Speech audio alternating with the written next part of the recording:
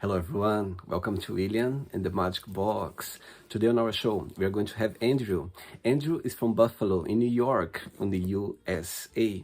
So let's see what Andrew has to say. Enjoy the interview. So, hello, Andrew. How are you? I'm doing good. How are you? I'm very well. Thanks so much for taking the time this morning for the interview. Thank you. Now, is your first name William? Yes, William. Oh, Yes. that's my middle name. Oh, really? Yeah. Amazing. People, they tend to call you William sometimes, or Will or not. They just stick to Just, Andrew. just my mom. Amazing. So tell me, how's your morning going so far? Well, you have caught me at probably the most emotional point in my entire life. This happens to be like I grew up in this house. 38 years I've lived here, and by Wednesday I have to be out. Oh, wow. So I am extremely distraught if I can explain it that way about it. So tell me, where are you from, Andrew? I am from Buffalo, New York. I was raised in Rochester, about an hour away, but you know, I'm a Buffalonian, absolutely for sure. Amazing. So tell me something interesting about Buffalo. Tell me something that stands out compared with other cities in New York. I think Buffalo, because well, it's a border city. It's not technically a border city. Technically, it is. You can get to Canada from it. Um, we have the infrastructure of a huge city, but there's a lot of small town love. We have the huge football team. We have the Buffalo Bills, and the fan base for the Bills is absolutely insane. Um, but when it comes to things like disagreements and divide and like race-based things, Buffalo really avoids that stuff. We don't. There's not a whole lot of tension in between the left and the right or racial divide here in Buffalo that you would expect, but it's really great here in that regard. You just maybe remember now, I had an interview with a lovely man from there, Buffalo, and he lives in Denver, Colorado now, and is a big fan of Buffalo team. So he was like talking about it, and now I remember the interview. It was like 2 years ago. Yeah, And I think once you're a Bills fan, you no matter where you go, you're going to stay a Bills fan. and tell me, what do you do for work, for living, Andrew? Um, I I own a mushroom company, so I make mushroom extracts. I'm a licensed mushroom forager. I make mushroom grow kits. I would love for that to be my full-time gig, but unfortunately, I have to make ends meet, and so I am a concrete flat work. I would consider myself an expert. I have coming up on 25 years of experience pouring concrete. Oh, wow.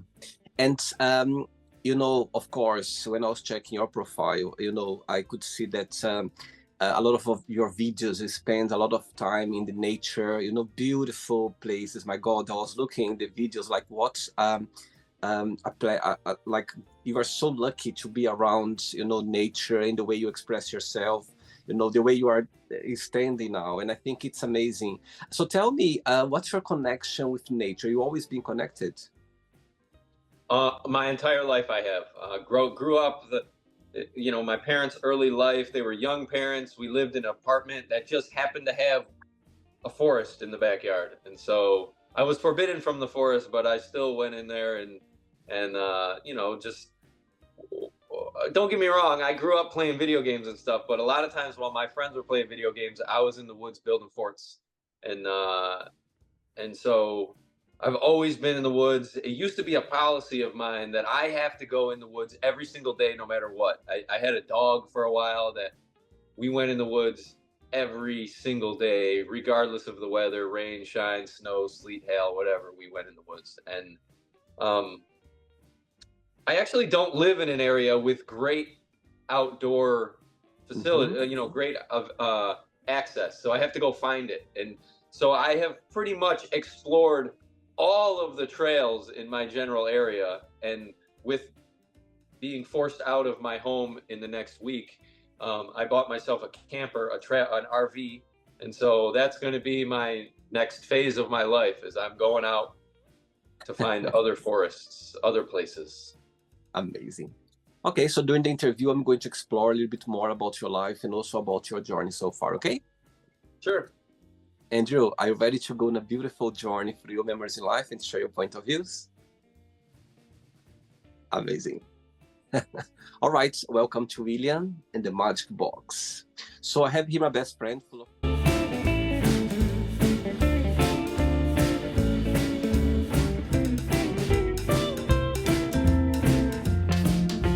random fun questions, okay? I'm just gonna play a song now just for us to relax before the first question, okay? Sure, no problem. Let's do it. Yes, you always can join me dancing. Okay, so before we start the interview, during the journey, if it comes up a question that you don't want to talk about, you don't want to answer, always can change, okay? You got it.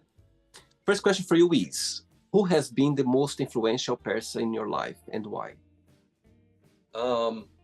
My dad. My dad is definitely the most influential person in my life. He became a young father the same way that I became a young father. I think he was 20 when I was born. I was 19 when my son was born. And I mean, obviously, I didn't do it on purpose. He didn't do it on purpose.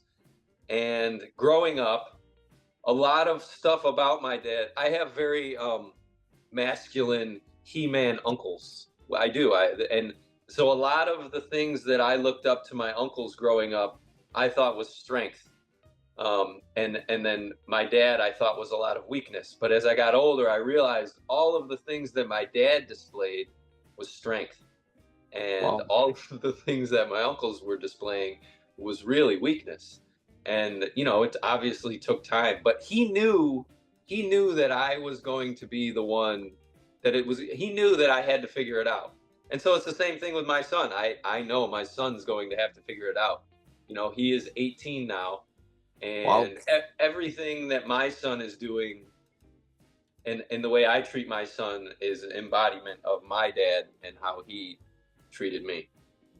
Okay, so let's see that your dad is watching this interview right now and you have a moment, an opportunity to send him a message. What would you say?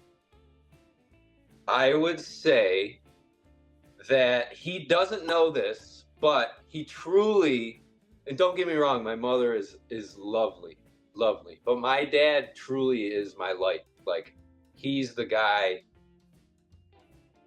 no matter what has gone wrong, he is the how I learned how to give my son unconditional love. Until you make a kid, you only understand receiving unconditional love. In my opinion, I didn't understand how to give unconditional love until I made a son. So I've been getting nothing but unconditional love from my dad for my whole life, and he's my light. Absolutely. Beautiful. Okay. Next question. Let's do it. Okay, Andrew. Next question for you is, describe yourself in one positive word and one negative word only. One positive word. Discipline. Okay. Negative word. Disorganized. It matches well. Discipline and disorganized. Absolutely. Yeah. And when you think about yourself, when you analyze yourself, what's the biggest joy of being Andrew? What do you like the most about being you?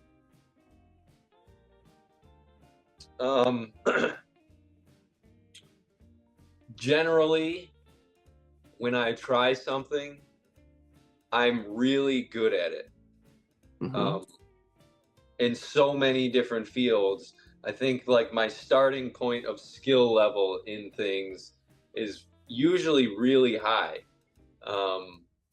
However, when I do find things that I suck at, I really go after them. For example, I am a licensed skydiver, and I suck at skydiving, and that's kind of what keeps me interested in it. I don't know why I'm so bad at it, but I'm really bad at skydiving. So, Oh, wow. but I do enjoy being really good at stuff. Wow. So did you? So you were.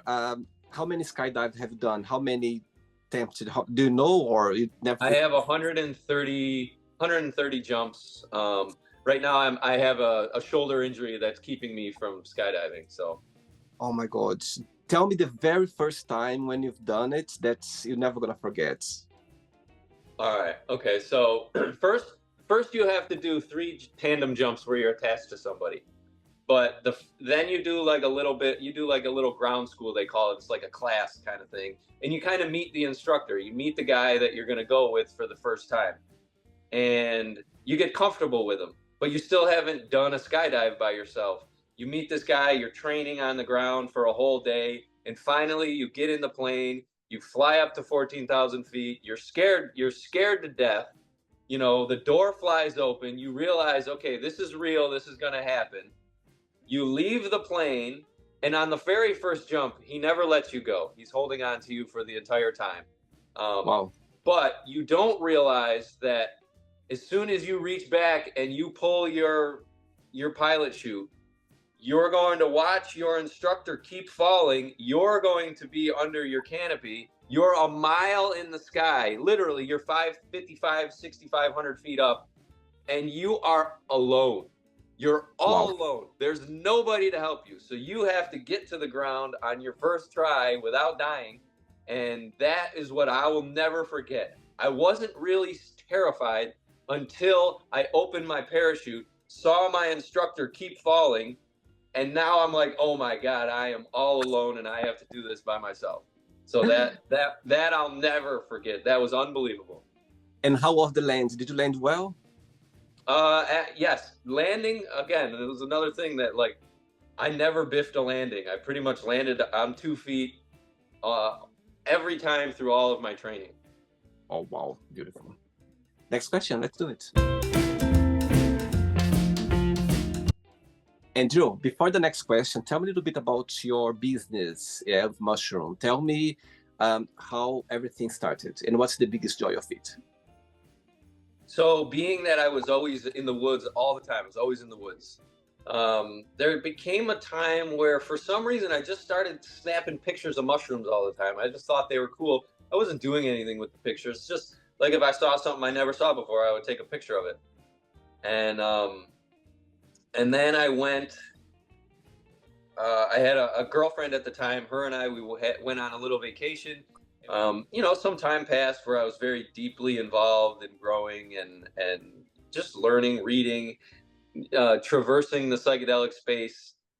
And then I just, you know, had this little brainchild to form a company called the reason why it's called The Flying Fungi is because I'm a skydiver. So I'm the Flying Fungi. And like my little logo, yeah, it's a mushroom over my head, but it's also a canopy. It's also like a parachute. So I think I've been in business for, I don't think we hit the 2-year mark. It's been over a year. It's, you know, it's growing slowly, and hopefully someday I won't have to do concrete anymore. All right. Next question is, what's your spirit animal? My spirit animal. It's probably something solitary. I mean, I don't want to be cliche and say a wolf, but I do strive for solitude. I know that humans are not meant to be alone, but I do believe that I still am young enough and strong enough to thrive alone. So I do still go after that. But I would say that I think I'm a super effective physical mover through the woods. I can so maybe a wolf would have to be it. Probably a wolf is my spirit animal. And you always, sorry, carry on. No, go ahead. You always had long hair and long beard as well? Not always. I mean, through high school, I did have some long hair in high school. Obviously didn't have the beard. But I think it's probably been 7 or 8 years since I've been all the way shaven, and I haven't had short hair. I mean, I'm definitely losing my hair. So once it's too obvious that I don't have hair, I'm going to shave everything. So there's a lot of people awaiting that day. Amazing. Next question. Let's do it. So before the next question, tell me what's the biggest joy of being a dad? And also, the second part of the question is, what's the most meaningful lesson you've learned from your son?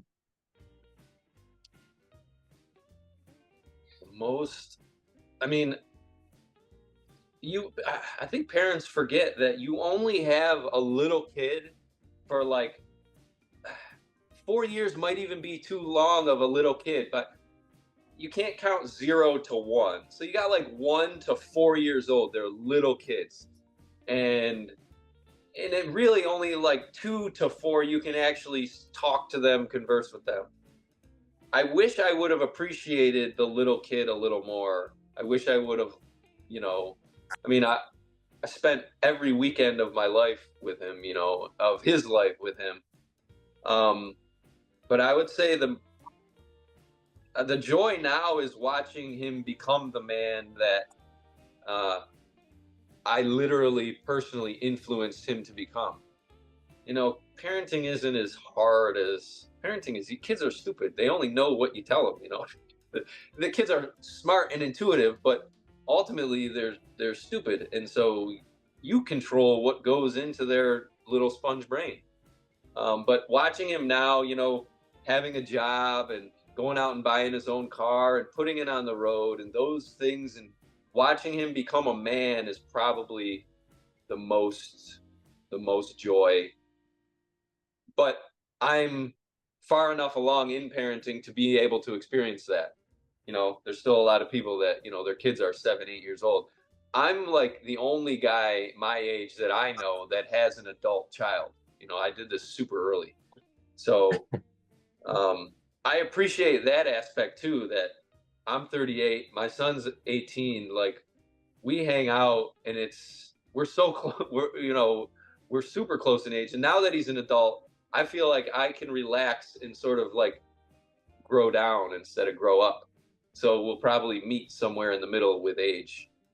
And the second question you asked was, what have I learned? The most meaningful lesson you've learned from him? Patience, man.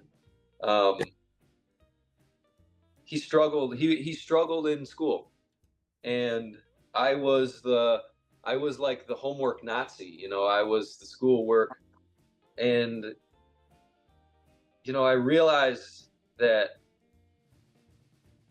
it's not all as important as I think. He's done with school, and all that headache that I had over his schoolwork literally means nothing now. It means it was for nothing, and it was a strain on our relationship that was totally unnecessary. And so, like, that was a lesson. If I ever have another kid, I will not be on his the way I was on, my son. So what's the biggest difference between both of you and the biggest similarity? Well, physical similarity, I mean, if I were to cut my hair and shave my beard, it's really hard to tell us apart. But you can actually, from a distance, you can see that his gait when he walks is, I mean, it is exactly the same as mine. I watched him play a lot of soccer, walking up and down the field, and he walks and runs identical to me. The biggest difference I would say is sensitivity. He's pretty sensitive. You can hurt his feelings pretty easily. Wow. I'm pretty thick-skinned. I think it's probably a generational thing. He's Right. in a school where they're coddling to all of his feelings for his entire childhood, and I didn't really have my feelings coddled to, so I think I'm a little thicker skinned. It's interesting you say that, Andrew, because I have young parents as well. My mom, she was around your age, 19 more or less. My dad was 21, I think, when they had me. And growing up, I had so many situations, like when I was around your son age, that they thought I was their brothers, they thought you were their cousins. I had so many situations until my mom, I'm from Brazil, originally from Brazil, and for her 51st birthday, she came to Europe for the first time, and I took her around Europe, and we went to Eiffel Tower in Paris. So the top of the Eiffel Tower, there were a lot of like tourists and everything. And one point, we were crossing, and she was in front of me, and this couple, the lady, she kind of crossed between us, and her partner pulled her back and said, let her husband pass together along with her. I look at him, I was like, she's my mom. He was like, oh my God, I'm so sorry. Yeah, but that that's gonna make your mother feel good. I loved it. I loved Yeah. it. And she couldn't speak English. She couldn't understand English. And she said, "What? Why are you laughing?" And I said, "Because they thought I was your husband." She was like, "Oh, oh, nice, very nice." And I said to him, "Look, you destroyed my day, but you made her day. It's her birthday today, so we are cool." And he was like, "Oh my God, that's amazing." So yeah, that was the last time that we kind of been misunderstood, like as a couple. It was the first time as a couple. But growing up with my dad, with my mom, I had so many stories, like people they thought, and they liked it. They play around as well. They like this. Yeah, I mean, why not? Amazing. Okay, next question is: tell us about your earliest memory in life. Wow, earliest memory. Um, it's in this house. My earliest memory. It's not really that significant, but it must have been something celebrate. Could have been my first birthday. Mm-hmm. Somebody gave me a dog, a stuffed dog that does. It's not around anymore, but I remember it. It was a stuffed dog. Came in a little dog house, and when you opened the door of the dog house, it said "Bow Wow" or "Woof Woof" or whatever. And I do remember that. So I always remembered that. That's the earliest thing I ever remembered. I should mention that I do think that somewhere I probably have a touch of the tism. I probably have some kind of autism in some way, because I have an insanely accurate, vivid memory details. So, for example, I know all the words to all of the and it's a memorization thing that I like. I know all the words to all of the Eminem songs. Nobody can stump me. I know every single word to every. There are thousands of verses to memorize, and I know them all. And so, I do believe that my first memory that I have is a real, true first memory. It's Wow. not an illusion. Wow. Talking about life, what's the meaning of life for you? 6 words. To enjoy the passage of time. Wow. You're prepared for the answer, yeah? I've been asked that before, yeah. Amazing. Next question. Okay, next question is, what's your favorite TV show? Cartoons. I can't watch any TV shows. So like at nighttime, I will put on Rick and Morty, King of the Hill, or Family Guy. I don't want the last real life show I watched was Trailer Park Boys. Right. But that's basically a cartoon, but I would say I got to go with Family Guy because I've seen them all, and I think it's culturally accurate most of the time. Do you consider yourself to be more of a day early person or more of an evening night person? I was a night person until maybe 2 years ago, where I started to prioritize sleep, and I realized how important sleep was. When you're younger, you can thrive on 2-3 hours of sleep. As I get older, I go to bed at 9 o'clock now, and I'm up at 4 o'clock. So now I'm a morning person. 3 questions left. Let's do it. If I knew you were a big fan of Eminem, I would organize here like a Eminem song for us to dance. Tell me something before the next question.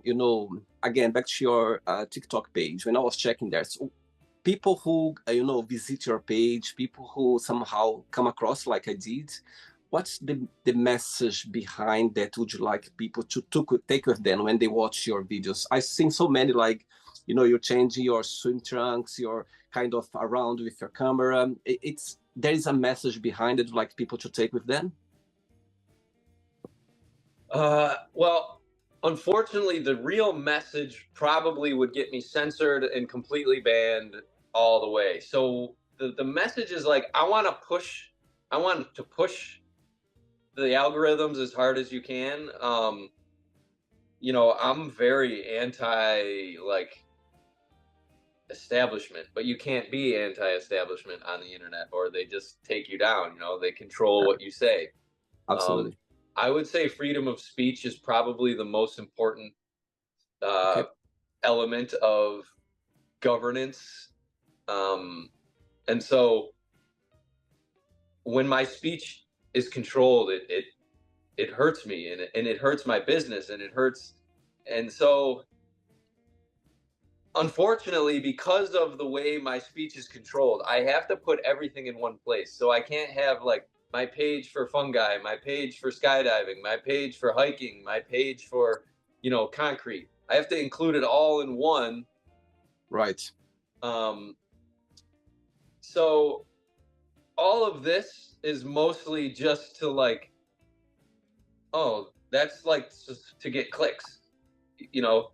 Um, but I suppose the main message I would love to convey is that functional mushrooms work. They actually do things that pharmaceuticals don't do, and so, and I can't say that I get suspended and banned for misinformation like 2 or 3 times a week, like, and it's not misinformation; it's just them preventing me from speaking.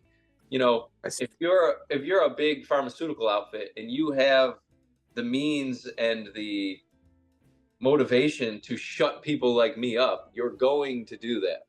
So I guess my page has just become a jumble of of everything, just trying to trick the algorithm. Because like my Instagram page, I've been hovering between 9990 and 10,000 for like 6 months. They will not allow my account to accelerate past 10,000, because I think that metric changes something. You know, once you see that 10K, you're probably more likely to click follow. So if I do get, let's say my followers go up to 10,007, right? I might be 10K for the day, but when I wake up in the morning, they will have removed 10 followers to make sure that I'm below 10,000. It's insane. And it happens right before my eyes, and I can say whatever I want about it, but there's no recourse. There's nobody I can talk to. So, I Wow. mean, I guess I've gone on quite a tangent on this one, but my social media in general is to push the use of functional mushrooms, supplementing functional mushrooms, and, you know, connecting with nature and enjoying the passage of time. I see. Next question for you is, if someone offered to tell your future, would you accept it or not, and why? If somebody offered to tell my future, would I accept it? I think all of our futures are already out there available. So would I accept? Yeah, I would accept it. And I would also know that I wouldn't think, I would know that I can change it. That if somebody told me you're destined for this, I know that I can control that and not allow that future to come if I want. You know, I think that all of the futures are all happening simultaneously, and it's whatever vibration you're on is the path of the future that you're going to end up on. All of the possibilities are always available, and so I can change a future told to me. And if the same person comes with you with an envelope with your death date inside of it, would you open it or not? My death date, I would open it. I would definitely open it. I would want to know. Wow. And so I guess, you know, that's a to rephrase the question, if somebody could tell me my future and I couldn't change it, would I want to know? Yeah, I would want to know. I always want it. I want to know truth. And then if somebody could say your death date and I can't change it, I'm going to die that day, then yes, I do want to know. I want to know. Wow. I'll be tempted, but I don't think I would be ready to do it. 2 questions left. Let's do it. Before the next question, I'm gonna go back to your career as a skydiving instructor. Yeah. Tell me, can you share like a situation that you like was scary, or it was you felt in a place that besides your first one, of course, like you were teaching, or something went wrong, or something went in a way that you're not expecting? Can you share? Yeah, I got that for you. So the reason why my shoulder is injured. So if you've ever watched, in fact,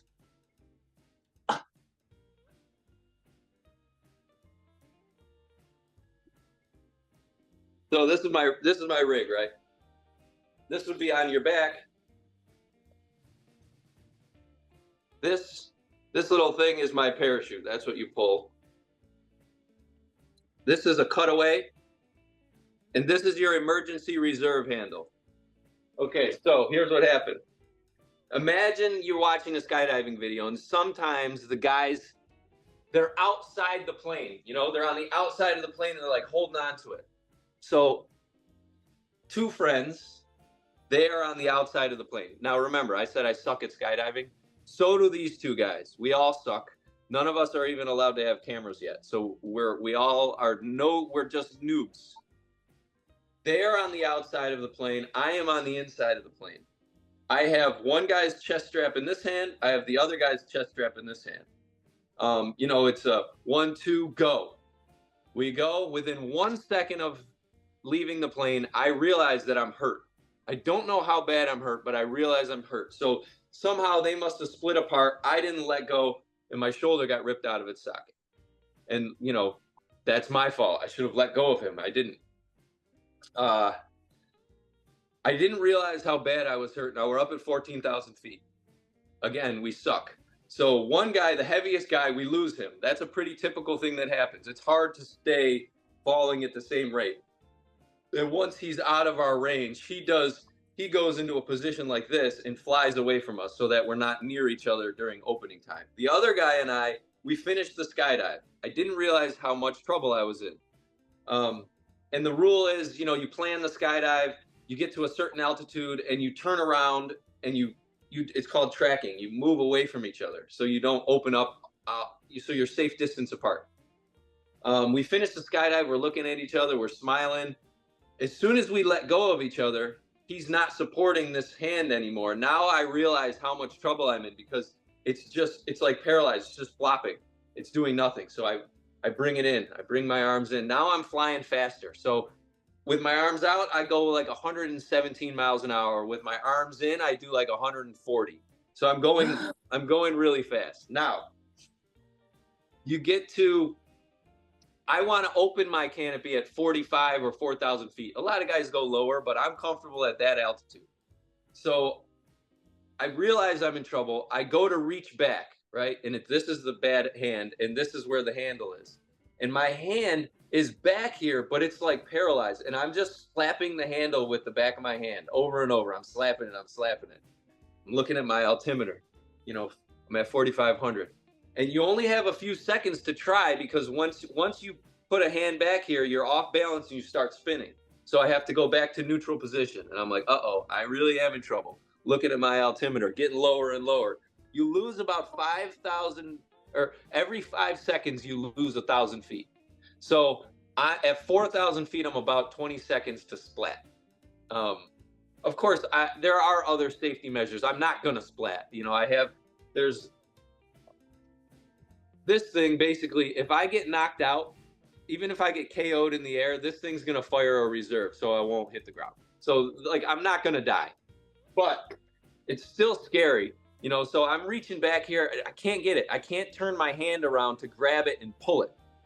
I check again. I tried 4 times to reach back and get it, and I'm getting lower and lower. And I think I saw a 2.6 on my altimeter, which meant I was at 2,600 feet, which is like way lower than I'd ever been with no canopy.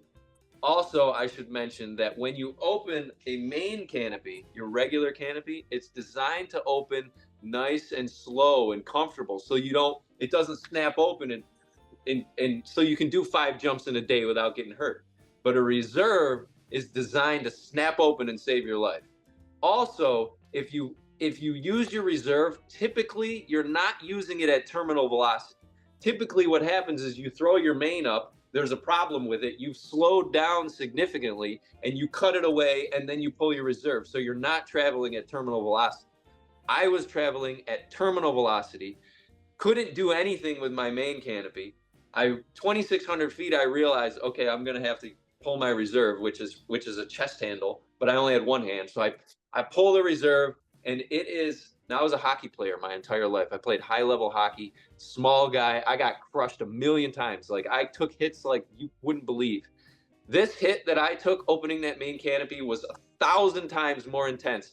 I could feel my face being crushed with the G-force. It was so crazy how hard it got me. I couldn't believe how hard it was. And then I had to fly back with no brakes because I couldn't, I could only, your brakes are like this, but if you just do one, you spiral. So I had to come down and no brakes, just hit the ground full speed. I mean, like 50 miles an hour. And it was an experience that I certainly don't regret. Everything worked the way it was supposed to work, except for my shoulder. I never panicked. But I do think that fear and looking death in the face, I think everybody should occasionally feel that fear. So it was a valuable experience for me. Wow. Oh my God. You literally gave me a master class now about skydiving. I never knew about this one that, that you're never gonna die. The one that keeps you, whatever happens, you're gonna, I never knew. Right. So it just detects your speed. And if you're going too fast at a certain altitude, it will fire your reserve. So people have collided in the sky and gotten knocked out, and that's what saves them. Wow. Thanks for the masterclass. You got it, baby. I never done, and I don't know if I feel more scared of doing now. I feel more relaxed about it. I'm not sure yet. I'm gonna make my mind after the interview. Well, I highly recommend it. Next question is, how would you describe a perfect, healthy relationship? As far as a romantic relationship? Yeah. Describe it. Genuine smiles, genuine excitement to see each other.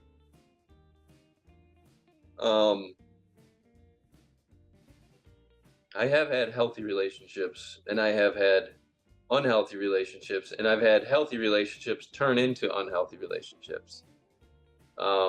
Consistency, honesty,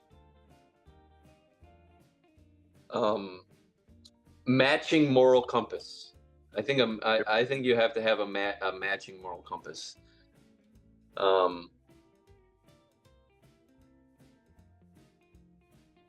Okay. I'm no relationship. I'm celibate. I've been celibate for years. So I don't actually know. Okay. So it's I think relationship in the end of the day is all about communication. It's about matching. It's about, there are no rules. There are no like something that you need to follow. It's individual. Everyone knows, and every relationship, they are different. But I think when the communication is there, it's already a big start or the big key of going somewhere nice. That's how I see. Last question, ready? I'm ready, baby. Let's do it. Last one.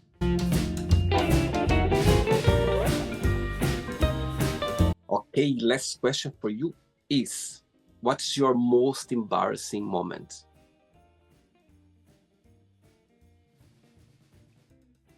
Oh, there's a lot of them.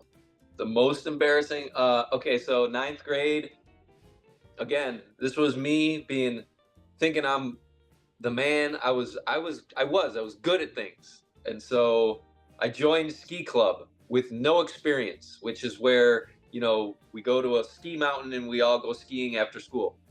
I made a bet kind of thing that on my first try, I would go down the hardest Black Diamond hill, and it was an absolute disaster. No, everybody was like, dude, you can't do that. Nobody does that. You need to take lessons. You need to, go on the easy hills and this and that. Did the hard hill, didn't permanently hurt myself, finished it, thought I won the bet. Finished a few other hills, and then I decided I was going to go off ramps that I had no business being anywhere near. Went off of it's called a tabletop ramp, going way too fast. Ended up needing to get 12 staples in my head, and got a pretty serious injury.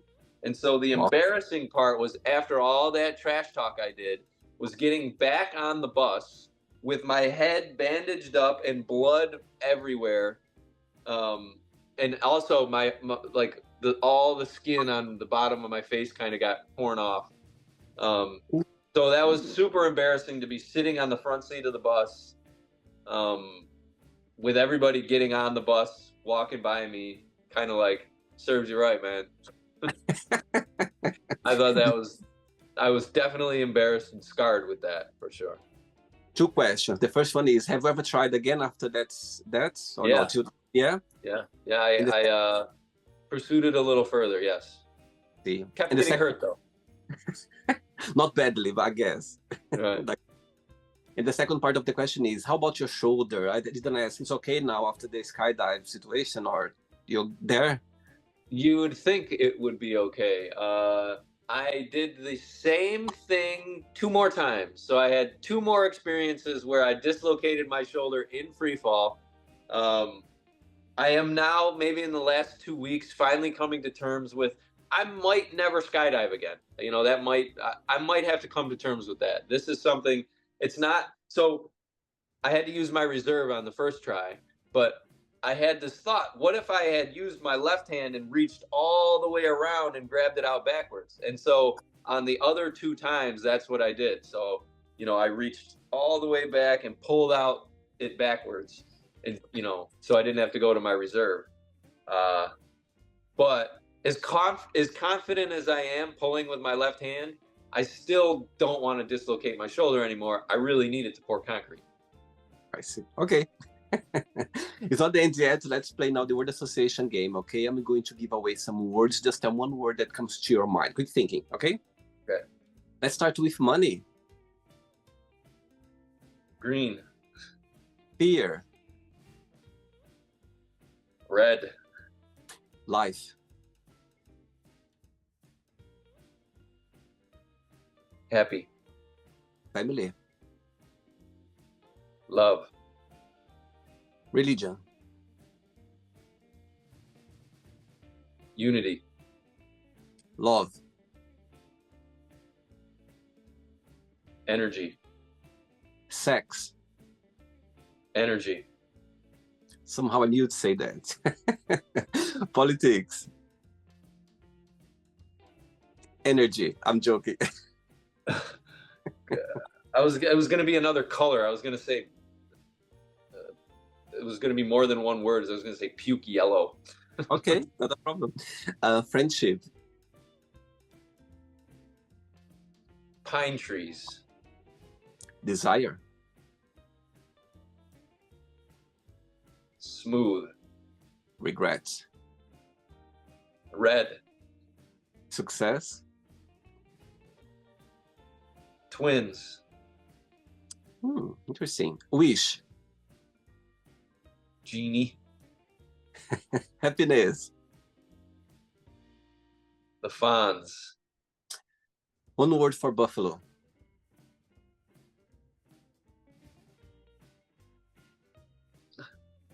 Italian.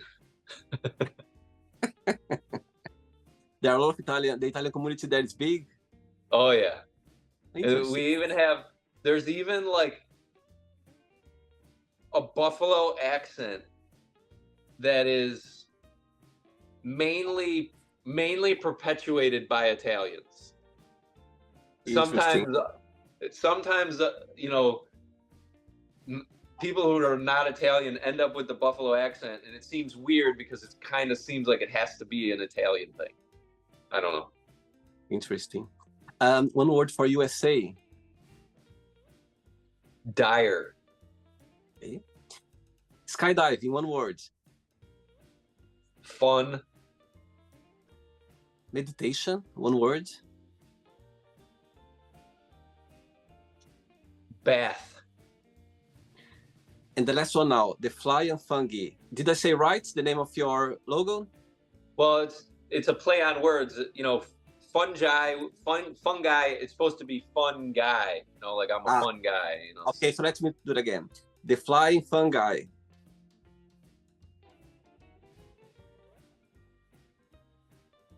Health or wellness. Wellness. Let's go with wellness. Okay. Let's pretend now I'm going to meet your son for a coffee and I'm going to ask him, define your dad in one positive word and one negative word only. What he would say?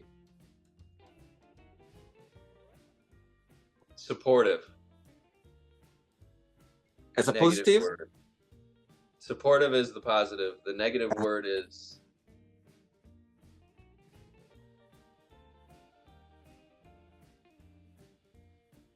he would say temper, but it's not there anymore. I've cleaned that up. I've definitely cleaned that up big time, but he would still say temper. He would remember when I did have a temper. And if I would ask the same question to your dad, it would be the same answer?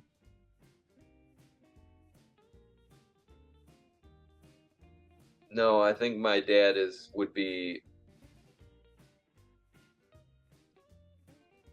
a word for a lack of drive. Okay. Would be the negative. In the positive, he might say athletic. He might say intelligent. Okay. When this interview goes live, you pause it and you show him to see if he's gonna say the same or not, just to see if it matches. Yeah, we could do that. Yeah, he would be super. He's going to be super interested in this. Anyway, let's play now. Andrew and the Magic Box, and you can ask me a question. But before that, let's play the music one more time. Let's do it. Okay. But before you ask him the question, people watching this interview right now, they are dying. They wanted to do skydiving, but some things hold them back. What would be your best piece of advice for those people to relax, or how you encourage them to do it, including me?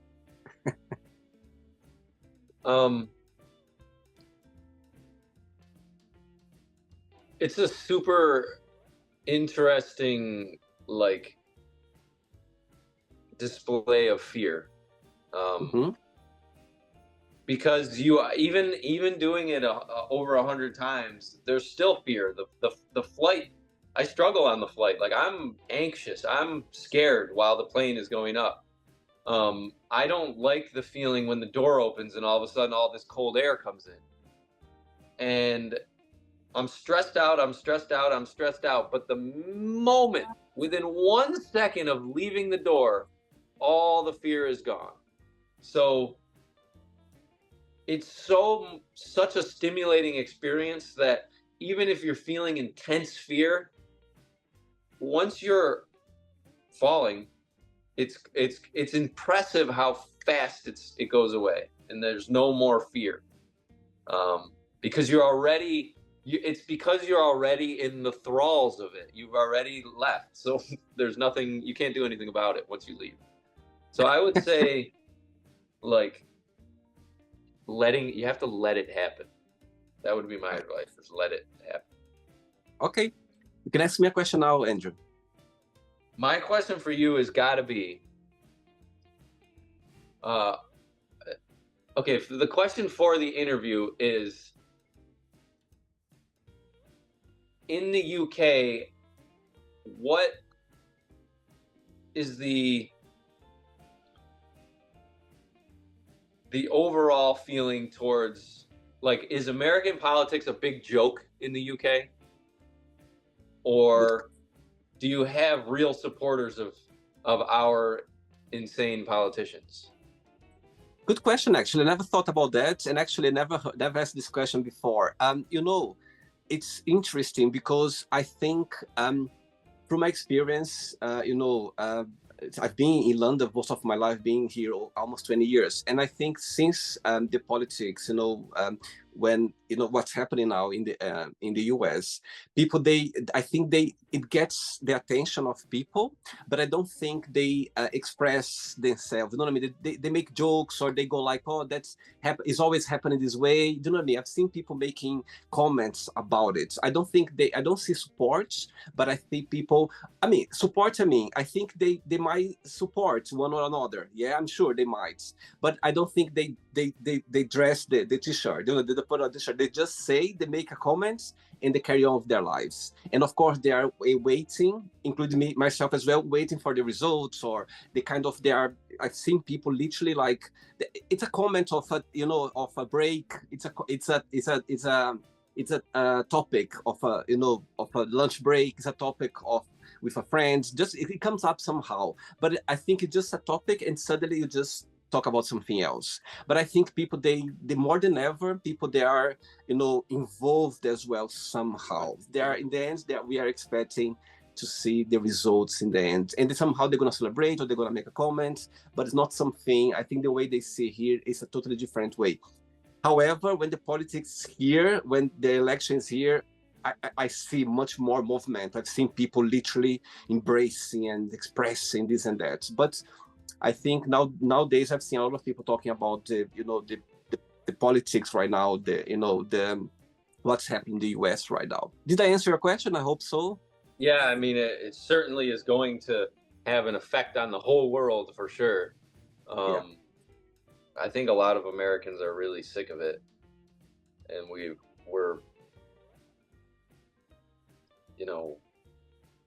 forced to choose between two people that every time that's what it turns into. It's like, oh, we got to choose the lesser of two evils is always what we're doing, and I'm tired of that.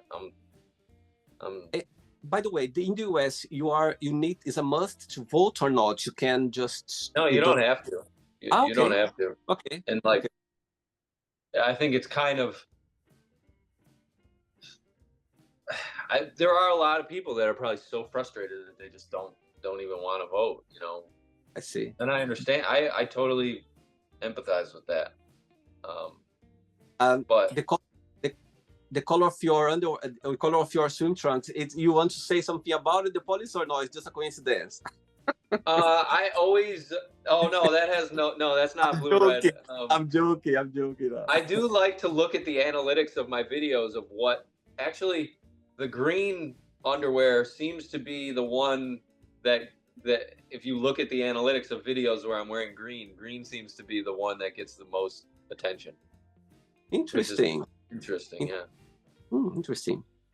Did you enjoy the interview, Andrew? I enjoyed that a lot. I mean, my question for you off of the what made you do this? Like, honestly, it's brilliant, dude. Like, just random interviews with random people. I mean, with the snowballing effect of it is going to catch up with you. I think you'll eventually be overwhelmed with the amount of following you'll get with something like this, because I think it's brilliant. I mean, I haven't even gone on to the YouTube channel yet. Like I said, I'm moving. I'm in a emotional disaster right now because of it. And so I haven't even checked out the YouTube channel, but I'm obviously going to as soon as I get a chance. But like, what made you do this?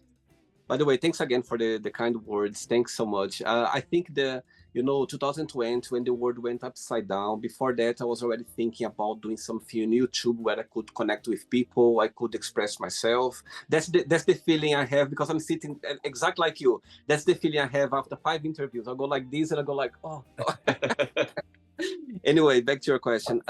Yes, during the lockdown here in England, you could leave the house once a day for exercise, for like in the park or doing outdoors exercise. And I was doing that once in the afternoon, like during the COVID 2020. I remember the place. I remember the moment where I was running the park and this idea came along. And I was like, my God, that's what I'm going to do. I'm going to create some questions. I'm going to research some questions. And I'm literally going to invite random people around the globe to see their opinion, when they think about, to interact with them. I'll tell you something, Andrew. That was my first idea, but I didn't know how far the show would go. People here, I have so many situations with people open up a lot about their life that sometimes I go like, oh my God, so personal what they're saying right now. Sometimes I cut it. Sometimes they contact me after and said, Willie, I got so relaxed during the interview that can you take this out, please? I go like, of course, I was already thinking about that. Not just that, people that are connected with other people as well. I had situations, I had a lovely man from Barcelona. He sent me a message saying, William, he's a psychologist. He said, William, I received, because of the show, he did an interview with me. Somebody watched his interview and he became his client. And also I had a situation of another guy from, a lovely guy, photographer from Connecticut in the US, and another model, he's from New York City, and they watched each other interview and they made a project together. So, you know, and I could tell so many other stories as well. And I think the show is about express yourself, be yourself without any judgments. And somehow the questions make you think, make you go in a you know, like in a life journey that you're not expecting. So I think the whole show is about expressing, being yourself without any judgments. So that's how it started, through a run in the park during the lockdown. That's the idea came along. Well, I think that that's like, you know, you say it makes you think. Well, one of the main themes of psychedelics is introducing the self to the self. And this is a way later I can watch this and without psychedelics and introduce myself to myself. Like that's, I think, and as far as like, you say you remember the moment, you remember this place you were where you were running in the park.